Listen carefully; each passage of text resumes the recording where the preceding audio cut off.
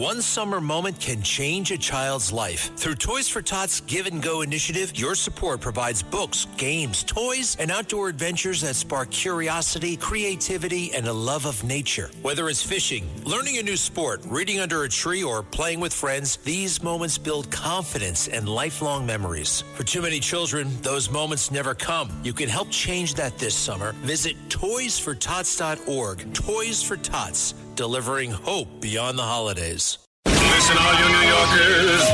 Excuse me. Taxi. Okay, man, we're looking around. This is the 77 WABC minicast. Well, Sunday morning, 4th of July weekend. With us today is Pamela Falk, and she's a veteran news correspondent at the United Nations and a former international law professor and a PhD. Well, you must know a lot about a lot of things going on in the United Nations. One of the big items that are coming up this week is what do you think of the NAFTA, which is the North American Free Trade Agreement that President Trump is having differences with at this point? Right. Hi. Good morning, John. The Trump administration and President Trump just yesterday declined to extend the agreement that he had negotiated. His administration had negotiated in the first term. It's the USMCA. It's the U.S., Canada, Mexico agreement that you're talking about. Now, during that period, the agreement shielded most Canadian and Mexican goods from Trump's tariffs. Except for maybe auto, steel, a few other things. But now both countries are the main trading partners of the United States. So President Trump wants more. He wants to make it a better agreement even now. And he's pushing for higher U.S. content in goods. And if a worker in the United States makes $50 an hour for a job in an auto factory and it moves south for a worker who's making $5, that's not good. And some of the unions like it because there have been some compromises, some don't.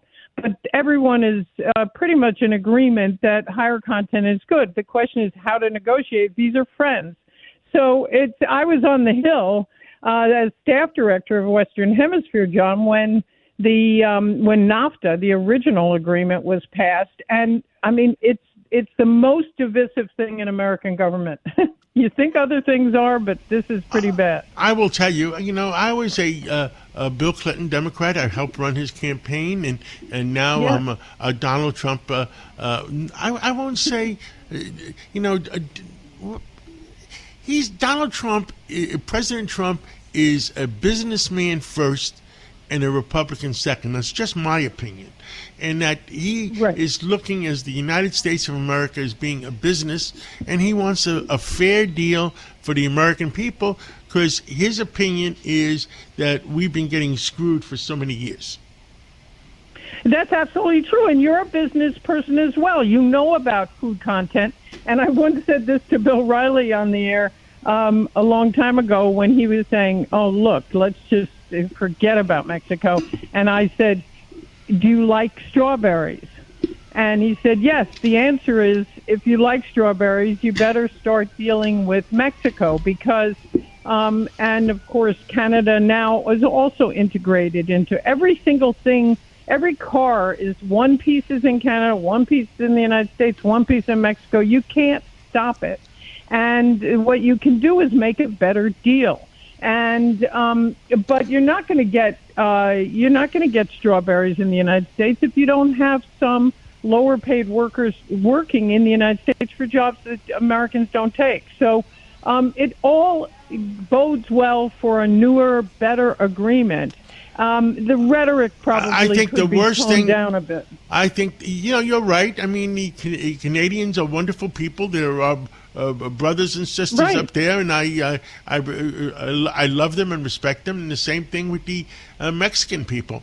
But what President Trump wants to accomplish is he wants to have something over the Mexicans, especially with all the fentanyl coming in, killing our people. And and with Canada, the president jokes around about making the 51st state, and the Canadian people take take it seriously, because they don't know President Trump like some of us Americans know him. That may be true, right? But what President Trump wants to do with Canada is sit, in my opinion, sit at the same at one round table or one square table or whatever table it is, and work out a good deal for both countries. Yeah, I think that's true, and I think everyone understands that. And I mean, there's been some insults back and forth, but I think generally speaking, Mexico understands where the United States is coming from. Mexico has these drug the drug lords are terrible. I mean, it's just awful. They kill the prosecutors. They kill anybody who's against them. And Mexico doesn't have that in line, and this won't change that. But the Mexico understands that the unfiltered migration is not good. People die coming over, the Rio Grande. They die through all of these passes that are very dangerous. And, it has to be hundreds better. of thousands of kids missing that nobody knows where they are. Exactly. No, it's a terrible situation. And we should have a better relationship with Mexico. I mean, Mexico, and I think Claudia Sheinbaum is pretty good. I mean, she's wanted the U.S. Now, there's, enough history with Mexico. They don't want U.S. agents on their side of the border, but help with getting rid of these gangs and bringing fentanyl, which is not sourced from Mexico. It's sourced from Asia and China and other places in Indonesia. I think it's the worst thing. It's coming through Mexico. I think the worst thing that we did as Americans is send over to China something like 90% of our pharmaceuticals to China and India. I mean, you can't become dependent on any one country for the products that we need. And I think President Trump is a realist, and he understands that. And last week, I interviewed the ambassador from Cuba, and I sent it to the president, and basically the Cuban people that exist right now, they want to do everything President Trump wants to do, but they just want to maintain their sovereignty. So let them negotiate. Yeah, I mean, as you know, I swam in these, the straits. The Florida waters for a long time, writing on Cuba, working with El Duque, the Yankee pitcher, working with a dance group that came to the United States, and basically trying to get both sides. I mean, people into Cuba that want to get in and out of Cuba before I was doing journalism. And just because the divided family is so heart-wrenching, the Cuban Americans that would like their family out or to go in and see what they could get back from their day. And the problem is the Cuban government. But if they can make some kind of agreement, certainly the Cuban people would like some relief. We did the same thing in Venezuela. We're doing the same thing in Iran. We're leaving the present government in place as long as they cooperate and do the right thing by all. Yeah, absolutely. Well, Pamela, I will send you a copy of the interview I did with the Cuban government, and thank you for coming on, and let's get together again real soon. Yeah, sometime we'll talk about the Duque story, and also, about what's going on at the UN. I mean, there's some pretty good politicians there. I mean, Mike Waltz is trying to... Mike Waltz is a very decent person. I know him since he was a congressman.